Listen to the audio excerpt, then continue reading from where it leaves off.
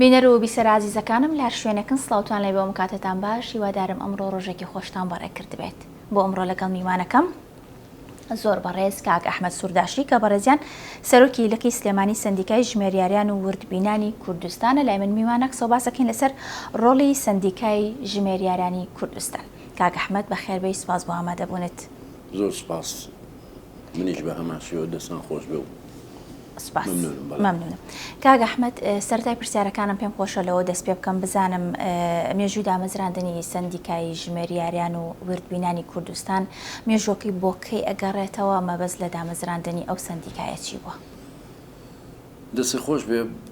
وەکو سەرەتایەک، یعنی ئێمە گە باسی ژمێریار بکەین یا سندیکاکە چۆن دامەزراوە لە ساڵی نەوەکانەوە لە کوردستان دامەزراوە. بەڵام وەکو مؤتەمەر کە دەست بەکار بووە کە مؤتەمەر و شەرعەتی بێراوە لە ساڵی 2022 لە مانگی نیسان بوو، وابزانم لە مانگی نیسانی 27 نیسانی 2022 لە هۆڵی ڕۆشنبیری سەقافەی جەماهیری لە هەولێر لە پایتەخت لەوێ بەسرا مؤتەمەری یەکەم. بەڵام پێشەوە کە دامەزراوە کاری بۆ ڕێکخراوە، بەڵام مؤتەمەرەکە شەرعێتی پێدا زیاتر. ئەمە یەک. دووەمیش ئێمە وەکو فەرعی خۆمان لە قیسلێمانی کە طبعاً کە تۆ لیژنەی باڵا لە هەولێرە لە پایتەختە دایمەن فەرعی سلێمانی کە کرایەوە، من ئەو وەختە کرام بە سەرۆشی لەقی سندیکا منیان هەڵبژارد بەبێ هیرانی انتخابات بەبێ هەڵبژاردن لەگەڵ 3-4 ئەندامم دانابوو. بیدایەت هیچ کەسێکمانەوە 2005 بوو، لە مانگی 6 دەست بەکار بووین، ئۆفیسەکمان کردەوە سندیکای ژمێراران و وردە خەریکی کار بووین. ئەوانەی کە ئێمە وریانەگرین خریجی کولیە، کولی دارقسا زانکۆکان زیاتر، کولی دارقسا قسمی محاسبە، خریجی معهد قسمی محاسبە هەر ژمێریاری فم کە کاڵی محاسبەی مەڕاحەتوین بە زمانەکە لەگەڵ ئامادەی بازرگانی. بەڵام لەم ئەخیرانی ساڵەکانی ئەخیر تۆزێک گۆڕا دوای مؤتەمەر. گۆڕانکاریەکان چی بوو؟ مؤتەمەرمان کرد لە ساڵی 2023 لە مانگی حەوتا. دوو ڕۆژی خایەن زۆر سەرکەوتوو بوو. تەمەنە وەختە کە نەقیبی سندیکا کە لە 2002 کاک ڕەشید تاهیر بوو کە وەکیلی وەزیری مالیەش بوو. یعنی منەوەی لێرەوە بڵێم دەستخۆشی لێ یەکەم ئەو جێگرەکەی زۆر هاوکار و هەماهەنگ بوو لەگەڵ شاری سلێمانی. یعنی هەرچی پێداویستی سندیکایی بوو، هەرچی هەوڵ و تێکۆش و وەڕاستی هاوکاری ئەمیان کرد. دوای 2002 کە مؤتەمەرکرا کۆمەڵێک گەنجی کەش خوێنی تازە هاتنە زیاتر گۆڕایەوە. کاک ڕەشید تاهیر وازی هێنا لە ئیستقالەیەشی کرد، کاک سلیم و کاک گۆران و کە مەجموعەیەک ئەندامەکانی بڵین دەستەی باڵا هاتن ئەمەیان کرد دوای مؤتەمەر هەر بە هەمان شێوە. بەڵام ئەوانەی کە وەرجێن و کەوتم ئامادەی بازرگانی ئەو سێ شەریحەیە بەڕەسمی کۆمەڵی مەعهەد کراوەتەوە ئەهلی،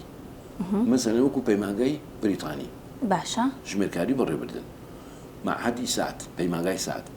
ئەوانەش کە دەرچوون. بەڵام ئەوەی دا ئێمە کە وەرەگیرێ ئەبێت شاهدەی سەر و 3 و 6 هەبێت مصدق بێ لان تەربیەی سلێمانیەوە. دوایە ئەو مەعهەدە شاهدەکەی باتێ کە ساڵێکە تا 5 ساڵە خوێنن، هەیەانەوە ساڵەکە یانە بۆ 5 ساڵ. زۆر باشە. بزانم مەبەست لە دامەزراندنی ئەم سندیکایە لەو سەردەمەیە کە باست کرد ماوەی ساڵینەوەکانە سەرەتا دامەزراوە خۆشە یەکێک بووی لەو کەسانی کە لە سەرەتای دامەزراندنیەوە بوو. گرنگی ئەم سندیکایە چی بوو؟ چۆن هەستان بەوە کرد مەسەلەن پێتان باش بوو کە سندیکایەکی ئاوا و هاوشێوە دروست بکەن؟ بەزانی چۆنەدادا کاڵی ژمێریار یعنی بە بەردی بناغی زانستە بازرگانیەکانە. زۆر ڕاستە. منیش خۆم ژمێریاریم تەواو کردووە تیجارە. لە تیجارە شتێکی باشە، بەڵام ئەو وەختە وابزانام عام بوو. جاران قسم هەبوو، عەفو قسمی ئیدارە و سکرتاریەت هەبوو، قسمی محاسبە هەبوو وەختی خۆی ساڵی 80کان و 70کان ئامادەی بازرگانی سلێمانی. ئێستا بۆ بە شێوەیەکی عام مەبەست یەکاڵین بەردی بناغی ئێزاز بۆ بازرگانی کە تۆ مەشروعێک هەیە، کۆمپانیایەک هەیە، چۆن چێ ئەو ئالێتەوە ئیشەو بۆکە، چێ ڕبح و خەسارە، چێ قازانجەکە و بۆ دەرەهێنێ. یعنی تۆ سەریکە ژمێریار زۆر کاڵێن بەردی بناغەیە فعلەن بەردی بناغەیە بۆ ئەمڕۆش و بۆ داهاتوش. تۆ سەری کێشەمان کە ئێستا لە حکوومەتی هەرێم، حکوومەتی هەرێم کە لە بەغا نوێنەرانمان لە بەغا کێشەی چیمان هەیە؟ مستەلاحات بووە، کەلیمات بووە. محاسب ئەتوانێ ئەوەی کە ئیلمامە، ئەوەی کە زیرەکە ئەتوانێ مەسەلە لە بودجایە ژمێریار بودجەدانێ ڕێک و پێچێکە يعني ترحيل وتبييب وأمشتان يعني باكتاويكا بله تو همو إيشاغانكي دوای همو إيشاغان چیەکەی پاکتاویەکەی ئەیخیتە بەردەمیی قازانجی چەند کردووە زەرەر چەند کردووە لەبەرەوەی خۆ زۆر جاری کە ژمێریار بەڕاستی مەغدورە غەدی دەکراوە يعني همو امتیازاتێکی پێ نەراوە باش باسی ئەوت کرد باسی امتیازاتت کرد بۆ نمونە ئەم چەند ئەندامتان هەیە ئێوە لە ئێستا ئەوەندەی بزانی بەعام گشتی بەڵێ يعني ئێستا تۆ سەریکە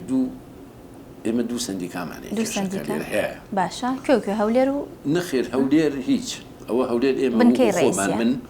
بنکەی ڕێزی لیژنەی باڵا جومەنی باڵا لە هەولێرە من نوێنەری ئەوانم وەکو سەرۆکی فەرعی سلێمانی خۆی قانونن وایە بەڵام لە ناو سلێمانی ئەمانیش شوێنێکەیە پێڵە سندیکای ژمێریاران دایکن ئەوان لە شارەکەیە باشە ئەوانیش هەمان ئیشەکەین هەمان شێوە ئیشمان هەیە باشە بەڵام تۆ قسانەی من یعنی ئەچێ بۆ شتیکە لەبەرەوە ئەندامەکان ئێمە تقریبا وتا 18,000 ئەنداممان هەیە وەکو ئەحسایە وەکو ئامار چونکە ئێستا بۆ بە سیستمیش ئەمە لە پار ساڵەوە سیستمێکی جوانیان داناوە یعنی تۆ کەیکابی بە ئەندام ئیتر ئەو شتە کلاسیکی وەرەخ و کۆن و شتانە نەماوە یەی دوێنەیە کە دەگرێت معلوماتەکان زیاتر زانیاریەکان هەموویەکە دوایی هەر لەسەر داتاکە هەوێکە بۆ تەواو کرێ زۆر باشە یعنی هەموو شتەکانە پێڵێت چەنە مستحقی چەنی چەند ساڵ خزمەتی هەیە هەموو شتەکان پارە و هەموو ڕێژەکانیشی بۆ دیاریەکە زۆر باشە لەم 7,000 ئەندامەی کە بەڕێستان لەلای ئێوە ئەندامن ژمێریارن بەس وەکو سلێمانی ئێستا ئێمە کەمترین عددەکە تقریبا نەکاتە 2,000 کەس وەکو سلێمانی بەڵام ئەم 2,000 کەسە لە شوێنی کە نای خۆی تۆمار کردووە لەولا نازانم باش من قسەکەم لەسەر ئەوەیە کە باسی سندیکا کرێ هەمیشە پێویستە بە دوواداچوو مەسەلەن بۆ ئەو ئەندامانەی بکە ئەگەر خوانەخواسە تووشی پێشاتێکی خراپ بن تووشی کێشەیەک بن تووشی کێشەیەکی یاسایی بن لەسەر سندیکاکەی مەسەلەن فەرزە کە مەسەلەن بە دوواداچوون بۆ کێشەکەی بکە بۆ گرفتەکەی بکات بزان ئەگەر لە سندیکای ژمێریاران و وردبینانی کوردستان ژمێریارە تووشی کێشەیەک هات تووشی پێشهاتێک هات چونکە ئێمە کە باسی ژمێریارەکەی نەویشێک مەسەلەن ئیشەکانی لەگەڵ لەسەر پارە و ئەو بابەتانەیە کە زۆر هەستیارن کە هەموو کەسێ خۆی نایە لە مەسەلەن لەو بابەتانە سندیکای ژمێریارانی کوردستان چۆن پشتگیری لە ژمێریارەکەی ئەکات چۆن مەسەلەن محامی بۆ دابین ئەکا ئەگەر کێشەیەکی هەبێت واضح نییە سوالەکە بەڵێ وەکو سندیکا ئێمە یەکێکە هەر کەسێ ژمێریار بێ بەڵێ ئەندام بێ لای ئێوە بەڵێ لە هەوەیەکی هەیە لە دەرەوە ئیشێکە کات ئەو ئێمە بەرپرس نیلی باش لە چ کاتێکە ئێمە مەسەن ئەگەر حکوومەتی هەرێم ڕەچاوی کۆمەڵە شت بکە وەکو مەسەگە بە قسەی بکە تۆ مارکێتی گەورە دانی سیتی ستارا و ستی نازام شو ئەم مارکێتانی کراوەتەوە ئەگەر تۆ بێ ئیسیشارە بە نیقابەکەی بنبیت بڵێ وەرە کاک فڵان سندیکای ژمێریاران تۆ 5 کاشێرم پێویستە 5 کاشێرم بۆ دابی بکە ئەگەر پرس و ڕابە ئێمە بکە شتێکی وابێ ئێمە قانونی دیفاعی لەکەین هەموو شتێکی بۆ ئەەکەین نایڵین حەق و حقوقی فۆتێ چونکە ئێمە ئیشی ئێمە چیە وەکو سندیکە داکۆچیکردنە لە مافی ئەو ژمێریارە منیش مەبەستم لەوێ بەڵام ئەوان خاون کۆمپانیەکان ئەوانەوە ناکەن یعنی چون ئەزای وەکو چیەکەن وەکو بزنسێک بەبینەوەکەن بەداخەوە بە ژمێریارەوە یعنی ماقولە تۆ لە ساعات 8 بەیانی و تا ساعات 5 ئێوارە ژمێریارێک کاشێر بێ یاخود لەسەر ڕەفەیە بێ دانەی 400,000 ئیتێ بۆ ئەم زروفە کە مستحق لەوانی 800,000 بێت ئەگەر هات و پرس ئێمە بکەین ئێمە لەو حاڵەتی ئاتوانین داکۆچی لەسەر مافی ئەو ژمێریارە بکەین زۆر ڕاستە زۆر باشە بزانم کاک ئەحمەد ئێوە ڕۆژی تایبەت بە خۆتان هەیە بزانم ڕۆژی تایبەتمان ئێمە تقریبا بڵێم دادەپەشێ و لە دەی یانسی هەموو ساڵێک من لە 2021ەوە ئەم ڕۆژی ژمێرە ئێمە دایمەن بە پیرۆز ڕاگرین خەڵکی سلێمانی بزانم کار و چالاکیەکانتان چ لە ڕۆژایەتی ئەەکەن دۆکومنتە هەیە بەهین هەمانە ئێمە بەس چالاکیەکەمان زۆرە ئێستا باسی ئێواکەم بەس ڕۆژی جیهانی ژمێریاران ئێمە هەموو ساڵێک 10 کەس تا 15 کەس خەڵکی شارە جوانەکەمان خەڵکی سلێمانی ئەوانەی کە خانە نشین کراون مەسەلەن باوکی تۆ مالی چلا 15 ساڵە خانشین کراوە 6 ساڵی مەسەراجەوە مەسەلەن ئێمە ئەچین نازانین چییە و چێ نییە بەس مجرد ئەمە لە کاری ژمێریاری وتبینی کاری کردو خانشین کراوە کارێکی جوانە ئەو بەسەرکردنەوەیان زۆر جار ئێمە لە داوا لەسەر ئوتێل داوا دوو مناسبمانگە تەلاری خێزانی سلێمانی خەڵکی ئاهەنگمان بۆ کردوون لە تایتانیک دوو جار ساڵی 23 و 24ش هەموو ساڵێک 10 و 15 کەسمان ڕێزلێنان بۆ کردووە پێڵێن ڕێزلێنان بە بۆنەی خانەنشینی کردیانەوە ئەجا هەدیەشانەیە لەگەڵەوەیە یعنی وەکو حرمەتێک نمونەیان زیابێ ئیشەڵا هەر تەمەن باش بن و چونکەوانە بەڕاستی زۆر لەو بوارەیە ئیشیان کرد و ماندوو بوون بەدڵنیاییەوە هەوای لە هەر ئیشێک تۆ تەمەنێت کرد بە سەربەت بەدڵنیاییەوە کە ینی قابلی ئەوەیە بەتەکی دەستان خۆش بە نمونەتان زیابێ بزانم کاک ئەحمەد ئێوە لەگەڵ سندیکاکانی دیکە لەبەرۆی لە ئێستا لە شواری سلێمانی کۆمەڵی سندیکای دیکە هەیە بە هەمان شێوە هەرێکە و کاروچالێکی جیاوازیان هەیە بزانم ئێوە هیچ هەماهەنگێکتان هەیە بەیەکەوە کاروچالاکیتان هەیە بەیەکەوە لەگەڵ کامە سندیکایە زۆر مەسەلەن کارەکانتان یەکەگرێتەوە زیاتر کۆنتاکتمان لەگەڵ پارێزەران هەیە سندیکای پارێزەران بۆ ئەوان بۆ ڕەبتیانێ ئەوان هەموو شوێ ئێمە ئەکەن بە زۆری باشە بۆچی هەموو شوەکە چونکە دائیمەن هەموو دامەزرانێکی کە ئێستا بۆ بەولای دامەزرانی کۆمپانیایەک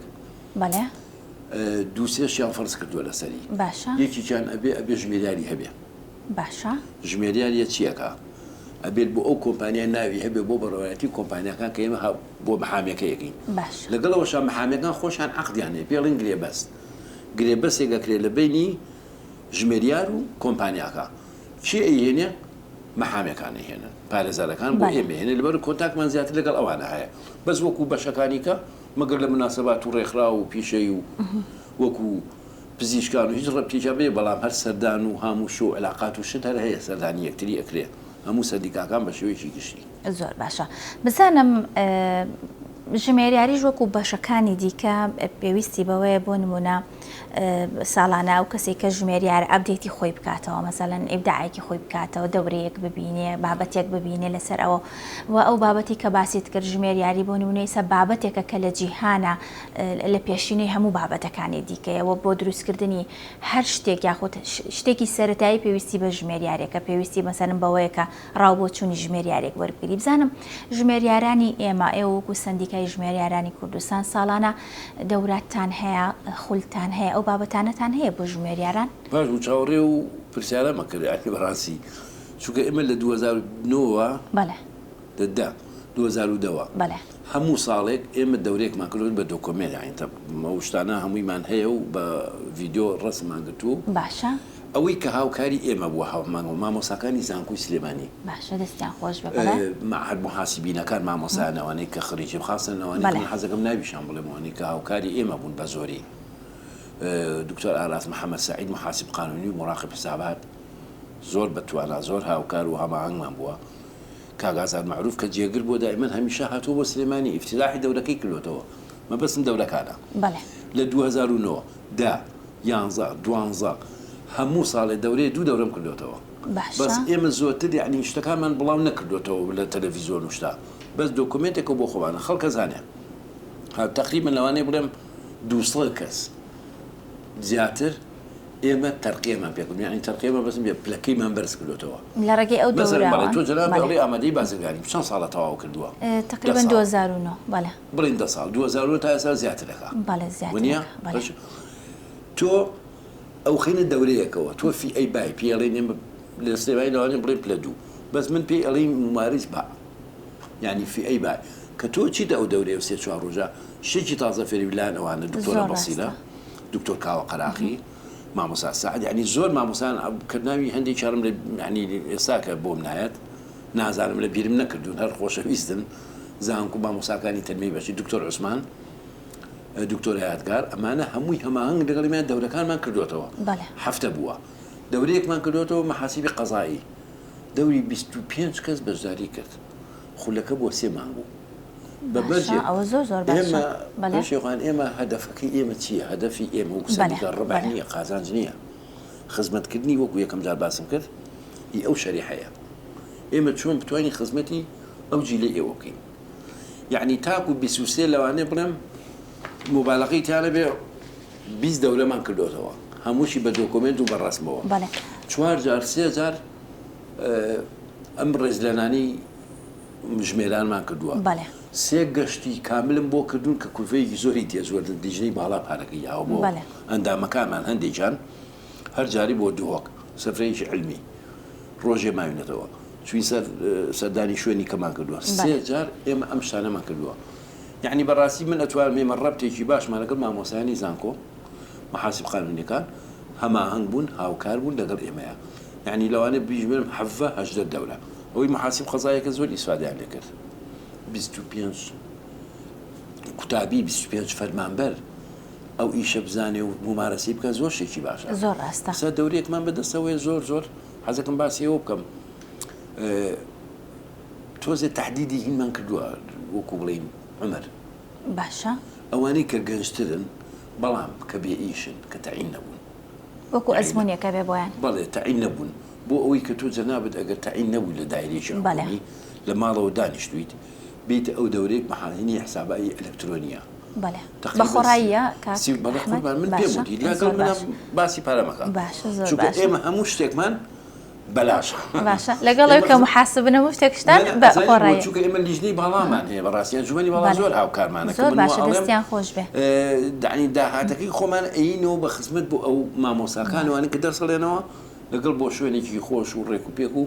مەرجە ئەندام بێ لەلاتان بۆ نمونە ئەم خولەی تازەیی کە ئەکرێتەوە ئەڵیت پێمان خۆشەکە گەنجەکان بۆ نمونە بەشدار بن باشە بزانانی مستەلاحاتی چووکە دەورەکە بە ئینگلیزیە باشە تێگەیشتنیەکە چونکە ئێمە وا گۆشیەکەین وا فێریەکەین لە خلالی ئەو 36 سەعاتەیە بتوانێت کە کۆمپانیایە گوتی کاکە فڵان کەس پەش یخانوەرە بۆ فڵان شوێن تۆڵێکی یەکسەر تۆ ئامادەیت ناوێنەکە پرسیار ناکەیت زۆر ڕاستە چونکە لە ئێستاە کە باسی هەلی کاریش ئەکرێ کۆمپانیەکانی شەقی خۆیانە کە مەسەلەن پێشینەیەکیان هەبێ شتێکیان هەبێ ئەو کەسانی کە وەرئەگیرن ئەم دەورەیە ئەبێت مەسەلەن بۆ شتێکی باش بۆ سیڤی ئەو کەسانە بەدڵنیاییەوە من ئەڵێم ئەگەر حکوومەت بێت ئێستا ئێمە چاولێکە چیمان کرد ڕۆژ بە ڕۆژ گۆڕانکاری ئەکرێ 5 ساڵ 6 ساڵم و پێش من کە فەرمانبەر بووم چوون بۆ دەورەیەک سەرۆکی ئەنجومەن ڕئیسی حکوومەت ئەو کەیەفێ مێسە سیستەم هەمووی کراوە بە سیستەم ئێستا باوی وەرەقە و شتی ڕۆتین ڕۆتین کەم بێتەوە ئێستا سندیکاکە ئێمە چەند بەو شێوێ ئێستا بە پێی سیستەمی شەکەین وازمان لە وەرەقە و پەڕۆشتیوان هێناوە هەر خۆی ئۆتۆماتی سیستەمە و خەڵک با فێری ئەوە بێت ئێمە هەوڵەین زیاتر دەورا بکەینەوە هیچ ئیشی فێرکردنی ئیشی حساباتی خیتامی بۆ ئەوەی خەڵکی کەشمانەیە هەیە خریجی کولیەک 10 ساڵە تەخەڕوجی کردو داوای مۆڵەتەکە بۆی بیکەین بە منەظم حسابات پێڵن ڕێخەری ژمێریاری یعنی لە پێناوە ئەویش پشتێکی دەسەکەوێ یعنی بزنس یعنی بەڕاستی مەحاسەبە یعنی بزنس پارەش خۆشەویستە بەتەکید بزانم کاک ئەحمەد لە پەیجەکەتان شتێکم بینی ئەمڕۆ بۆ ئامادەکاری بۆ بەرنامەکە سێرم کرد لە پێناو خزمەتکردنی زیاتری پیشەی ژمێریاران باسی ئەوەتان کردووە کە بە کوردیکردنی دەستەواژەکانی ژمێریاریە کە ئەمە جێگەی خۆشحاڵیە کە ئەوانەی کە ژمێریاریان خوێندی بێ هەمیشە لەگەڵ ئەوە شام کە عەرەبیش بخوێنی کە زمانەکە باشتر بزانی زۆربەی زۆری دەستەواژەکان عەرەبیە زۆربەی زۆری ئێستا وەکو باست کرد ئەم خولەی کە تازەیەکەنەوە بۆ بە ئینگلیزیش تا چۆن لەگەڵ ئەوان کە لەگەڵ ئەو زمانەشە مەسەلەن دەستەواژە کوردیەکانیش لەبیر نەکەین بۆ ئەوە چیتان کردووە پێشخان ئەگەر بیتە سەر وا ڕاستی چاولێکە بن هەتا کلیمات زۆر ئێمە چووکە جیلی کۆرین هەندێک مستەلا ئەو کوشە هەیە ئەگەر بە کوردی بکرێ زۆر خۆشە چونکە تۆ کوردی کۆمەڵێ وشە هەیە ئەو مستەلاحەکانە بکەی بە کوردی شێکی زۆر چاکە بۆی نامۆ نەبێ خەڵک بێ سەبعزە وشەیەکەی بە کوردی لەوانێت تۆش نەیزانی چونکە دیراسەکەمان وەختی خۆی مەعلە بەڵام ئێستا ئەگەر هەوڵ بین وەکو سندیکا شێکی وای کردووە پرۆتۆکۆلێکە کردویانە لەگەڵ مکریان نازام شوێنێکی وایە بینیم دەستگای مکریانی دەستگای مکریانی کاک سەلیم نەقیبی سندیکا و لەگەڵ کاک هەندریان ئەوە خەریکی ئەوە بوون شێکی باشیان کردووە یعنی دەستیان خۆش بیانی تۆ کە شتێ بکەی زمانی خۆتە زمانی دایکە با لەو شتە دەرفچین ئێمە و وشەی عەرەبی و ئەم مصطلحان با ئەوەش بزانین ئەوەش بزانین. بەڵێ بەتەکیید بەڵێ دوا پرسیارم کاک ئەحمەد پێم خۆشە بزانم لە ئێستا ئێوە لەگەڵ ئەوانەی کە لە خوێندندان ینی تەخەڕوجیان نەکردە بۆ نمونە ئێمە قۆناغی ناوەندیمان هەیە کە پێڵێن تیجارە ئەو قوتابیانی کە ئەوڕۆن 30 ساڵە خوێنن و مەحەدەکانی کە باست کرد وەزان کۆش لە ئێستا بزانم چۆن هاوکاری ئەو قوتابیانە ئەبن بۆی زیاتر بۆ نمونە کە ئێمە ئەی خوێنین شتەکەم و مارەسە ناکەین چۆن بتوان قوتابیان ئەو بابەتەی کە ئەی خوێنن بە تایبەت ژمێریاری کە باست کرد ینی وا زەرورە کە تۆ شتەکەم و مارەسە بکەیت کە تۆ لە ناو بابەتەکە یابی زیاتر تێگەیشتنت بۆی هەیە چۆن ئێوە هاوکاری ئەو قوتابیانە ئەکەن؟ ئێمە وەکو خۆمان ئیشی سندیکە ئەوە نییە تا مەرحەلی قوتابی تا شاهادە ئێمە احتیمال دەکەین سەرجی بۆ وەرگرتنی ئەندام یەکەم ئەبێ مستەمسەی شاهادەکە بڕوانامە پشتگیری کە دەچووی فڵان شوێنە کولیە مەحەدێ بەڵام تۆ بە تەلەبایەتی بەرنامەیەکیان هەیە ئەوان لە دایرەکان پراکتیک بکەن دەورەی سەیفی پێڵێن ئەوان بەڵام زۆر قوتابەکان خۆ دەزانی زۆر قوتابەکان هەوڵ نایەن شتەکە فێر خۆی هەر فێریش نابی چونکە من خۆم ئەو دەورەیەم بینی و باوەڕەکەی بەس داوامکردن بوو یعنی لەگەڵ ڕێزم لە دائیرەیەک بووم لە هەفتەیەکە چەند ڕۆژێک ئەڕۆشتم یعنی چونکە تو ئەوە نییە تۆ سیقەی من قوتابیەکەم 17 ساڵ ئەوش ناقی نییە هەنێشت هەیە نایەتە دەست قوتابێکی سەرەتایی کە لە سەرەتایی یابێت لە بواری ژمێریاریە بەڵام ئەوەیە کە تۆ کە خۆ سندیکایەکەتە بوو تایبێت بەوە بەسەر ئەتوانین تاقیکردنەوەیەک بێ ئەتوانن ینی هەنێ بابەتی دیکە هەیە شێخان ئەگەر داوامان لێ بکەن ئێمە لە خزمەتیان نین زۆر بە سنگی فراوانەوە